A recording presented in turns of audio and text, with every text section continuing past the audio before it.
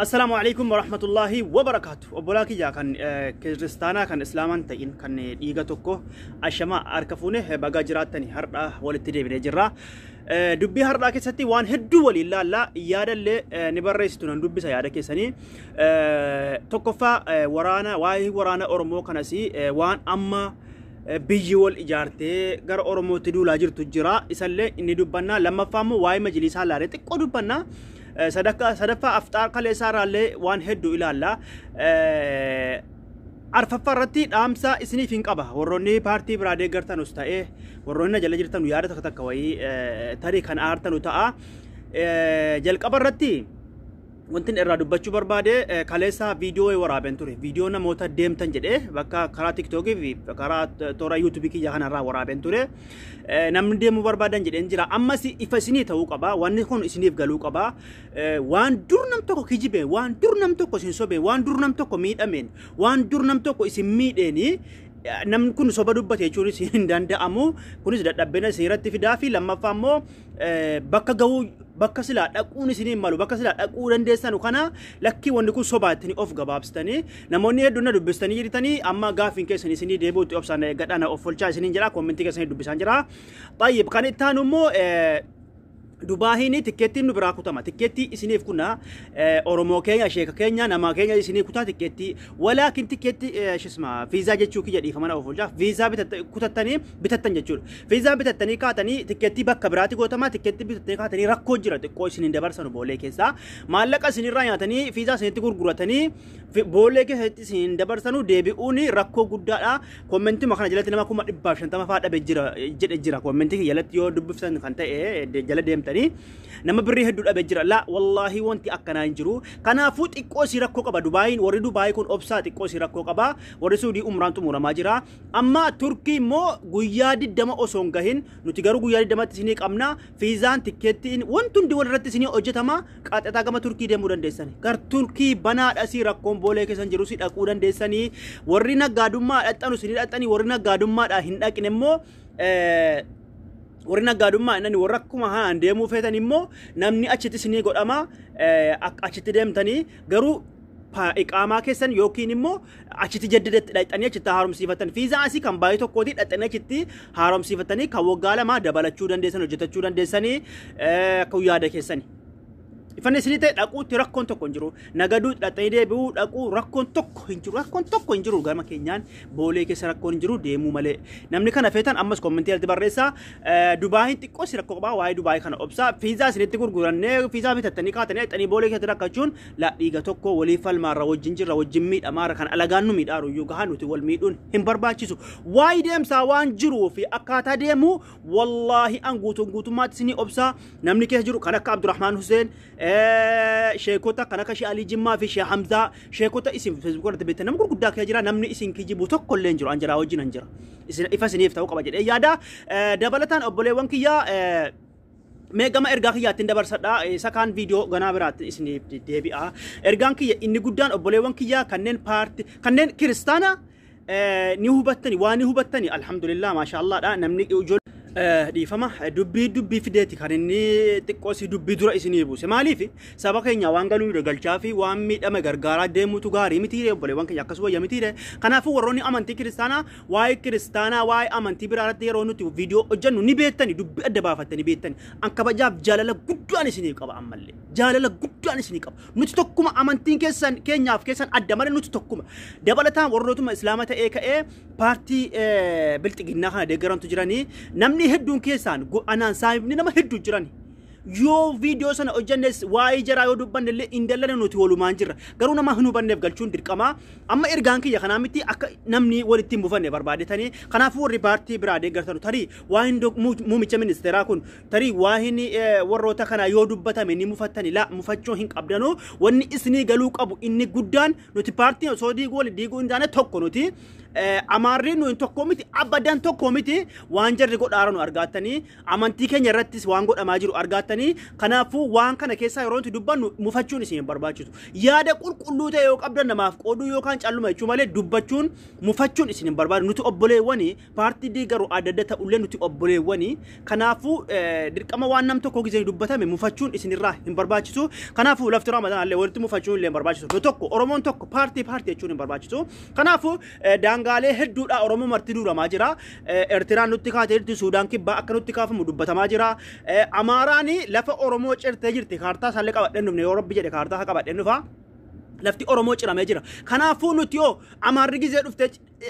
yeroo dhufte akkasuma ammas Oromiyaatti duuddee Wallaggaa argaatanii Walloo argaatanii Oromiyaatti duuddee Oromiyaa kana qabatte nuti tokko miti nuti walumaa waamamna ati paartii kana deeggaraatti paartii biltiqinnaa kafaa wachuun jirutu Oromuma waamamna miti kanaafuu hubachuu qabna isiniin jedha gama yaada kiyyaatti yoon dabarfadhu dhimma majlisaa irraan xiqqoo si dubbadha dhimma majlisaa irraa kaleessa waa'ee majlisaa yeroo wayyaaneetti eegalee waa'ee majlisaa rakkoo guddaa keessa ture wayyaaneen baateetuma balaaleffataa turte wayyaaneen baateetuma mul'ataa turte garuu amma immoo waan ajaa'ibaati keessootti waa'ee majlisaa kun miicamaa jira keessootti waa'een amantii kuni dabalatalee waa'ee bete kiristaana dhengedda taabota ammaa kana xiqqoo siila irraa dubbadha viidiyoo kiyya hundaaf amma dhumaatti dhaggeeffadhaa isin amma dhengedda waa'ee majlisaa kun hedduu taasaamaa ture hedduu dallanaa turani ulumaa inni keenya kabajaa dhabaa turani ulumaa onni majlisaa Oromiyaa kun beektonni majlisaa Oromiyaa warri dhiigaan Oromoo ta'an cunqurfamaarani akka jarri achi keessa galanii haqqan dubbanne akka haqqan murteeffamne godhamaa jiranii kana rabbumatu beekasa dhengedda dallanamee uummanni dallanee jiru kana irratti waa'een amantii masgiida keetti ijoolleen islaama warroonni salaata hin salaatamu jennaan lolli ka'ee kana Amaaraa kiristaanaa Oromoo shisma Amaaraa Oromoo zarii biraa hin jiru gaafa islaamimma gaafa amantiin kee tuqame feetu kiristaana ta'e feetu islaama ta'e amantiin kee tuqamnaan tokkuma hundinuu Allahu akbaridha tokkuma warri kiristaanaa yoo ta'e amantiin jiraatu qame tokkuma kanaafuu kun rakkoo guddaa jarumarraan gaha akka rakkoo guddaa sabni biraas waliin qoonne ijoolleen kiristaanaallee ta'e amantii muslimaa hundinuu ka'e dabalataa warroonni amantii kiristaanaas wajjumaan jirani galatomaa ulfaadha kana duuchuudha waa'ee majlisaa kana balleessuudha faleessa mootummaa keessatti afxaarri godhamee kana hunda balleessuu fi suuraa wajjin ka'ame kana booda akka dubbatamu hin qabamu warri achi keessaa rakkoo guddaa afan amma sheeka argartan kana dhiifamaa wajjin sheeka argartan kana ulamaa kana maqaa isaaniillee wallaalullee gaafa tokko namni Itoophiyaa tuqe nama kafare jedhan natti fakkaata nama kafare jedhani nama nabiyyi Muhammad faallesse jedhani nama nabiyullah nabi Muhammadin faallesse nama kafare jedhani kana nabi Muhammadin faallesse ka nama kafaretti deema natti fakkaata akka jedhani kana irratti wanni jechuu barbaade dhengedda warroonni kiristaanaa jechuun kiyya warroota kiristaanaa ta'ee kee warramma lafa Oromoo qabachuudhaaf bakka cuunqoo laalanii bakka bareedduu bakka yoo facaasan minaan bareedaan irraa biqilu bakka yoo ijaarratan bootaan lafti irraa bareedu yoo magaalaa godhatan dachiin irraa manni irraa bareedu irratti dhaqanii taabota bu'ee jedhani taabota bu'ee jedhanii wagga gaafatamanu gaafa kaan samaa'iidhaa bu'ee jedhani gaafa kaan immoo dachee ol bahee jedhani video jala dhaggeeffatanii toonillee video qabadhee numne gaafa kaan dachee ol bahee jedhani gaafa kaan immoo waggaa dhibba dura abbootiin keenya nuu himan jedhe waggaa dhibba torba afaan meeqa haasaan taabotni dinnichaa miti kan lafaa bahu wayi bokkaa miti kan samaa'iidhaa bu'u taabotni natti fakkaata gaa ni hubatan jedhee yaada warroota dachee cunqursuudhaaf jedhanii warroonni amantii kiristaanaa gurguddaan pheenxoliin gurguddaan warra amantii kiristaanaa hoogganan gurguddaan ol baanii miidiyaatti dubbataa turan kun amantii bakka bu'u kijiba jedhaa turan lafa Oromoo nyaachuuf jira cunqursuuf jira turan kanaafuu waan kana hubachuun gaariidha isaanii warri akkas jedhanii fi sheekonni dhengeddaa kun sheekaa muslimallee isaanii namni Itoophiyaa tuqe nama rabbii walitti bu'e nabi Muhammadii walitti bu'e jedhani isaan fa'itu kaleessa aftaar keessa jiranii egaa waa'ee majlisaa kaleessa bas beeta mangistigaatti salaatameera beeta mangistigaatti aftaarri godhameera waa'ee majlisaa akka balleeffamuuf suuraa tokkitti sana waa'ee majlisaa akka barreeffamuuf gonkuma akka hinaasa'amne godhanii kaleessa dhengedda waa'ee amantii waa'ee salaataa kaasanii akkati waliin baxaabbatanii balleessuuf waan kana hubannoo guddaa nu barbaachisa hubannoo guddaa irratti jechuun nu barbaachisa kunis amantii keenya tuqamuu amantiin keenya eegamuu qaba kuni suuraa kaleessaa ka'amee fi afxaarri godhame suni waan sana hunda balleessuuf kana booda khalas ummanni walii galee jira akka jedhamu. Garuu wanni kun yoo hubattan ta'ee fi Mallas Zeenaawii kun gaafa xumura isaarratti amantii kana burcuu eegale Mallas Zeenaawii kun amantuma kana burcuu eegale. Walitti buusuu Islaam Kiristaanin jedhu walumatti burcuu eegale majlisa kanallee walumatti burcuu eegale tiyye Rabbi gaafa qabu sammuu isa hiike baatii lama keessa dhabama ta'e kun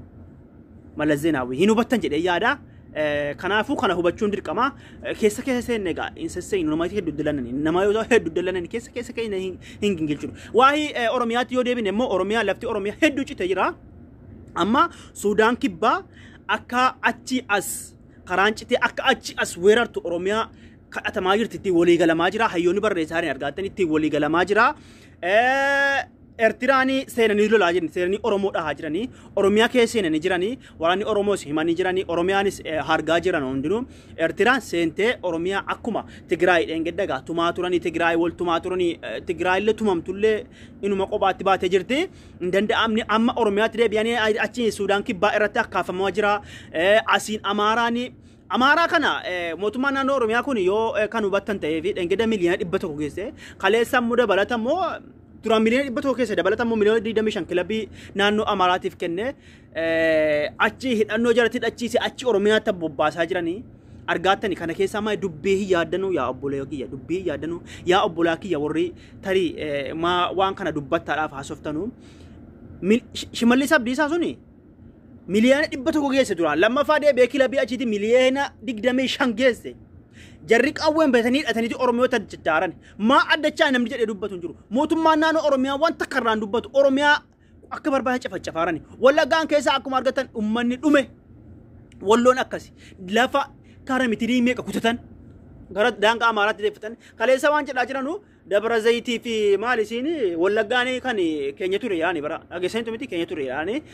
wanni kun xiyyeeffannoo guddaa irratti hojjetamuu qaba haa ta'u malee nuti tokko taane wanni dhufe falmachuu qabna obboleewwan kiyya waan kana inni hubattan jedhee yaada. Kanaafu Suudaan kibbaatti itti walii galamaa jira as kaasuudha Oromootti Rabbiin nurraa haa deebisu obboleewwan kiyya. Kanaafu dubbiin kana fakkaatti waa'ee majlisaas mataarraan isiniin tuqee akkasiin hubattanu abdiin qaba namoota hedduu dalana waan kana irraa dubbachuu kiyya. Inni dabalataa namoonni ri'oo waa'ee siyaasaarraa hin dubbatin jechuu hedduu keessa nam tokko naa barreessaa turtan siyaasaa miti kun abadan siyaasaa miti kun haqa fakkeenyaaf amantii keenya irratti amantii keenyaaf Oromummaa keenya irratti maa abbaa faadha keenya hin ta'in. Abbaa faadha keenya yoo ta'e falmachuu qabna harkaallee ittillee dubbachuu qabna falmachuu qabna kanaafuu callume jechuun rakkoodha yoo callume inni ol seenanii haadhaaf abbaa keenya mana keenya ol seenanii ajjeesaan fixaaranii dayyuusummaa yaada calluma jechuun kanaafuu hanga dandeenyu dubbachuu haa ta'u falmachuu haa ta'u yoo biyya jiraatan falmachuu haa ta'u dubbachuun gaarii isiniin jedha yaada keenya nubattan jedhee yaada obboleewwan kiyya yaadni qabu kanuma tarii viidiyoo biraatiin illee walitti deebina wanni kun hedduutu jira shanneeti waliin haasofna dubbanna waa'ee sanarraa kan garuu irra diddibee dubbachuun kiyya namoota hedduu mufatanii akka jarri mufatan isin barbaanne akka dubbiin isiniif galuufanii tarii paartiin isin deeggartan tuqama isinitti fakkaata malee tuqamuu qofa osoo hin taane jaratu waa tuqanii Oromiyaa miidhaa jiranii booda immoo garuu Oromummaa matti waamtan hundi keessumaa wajjin waamtan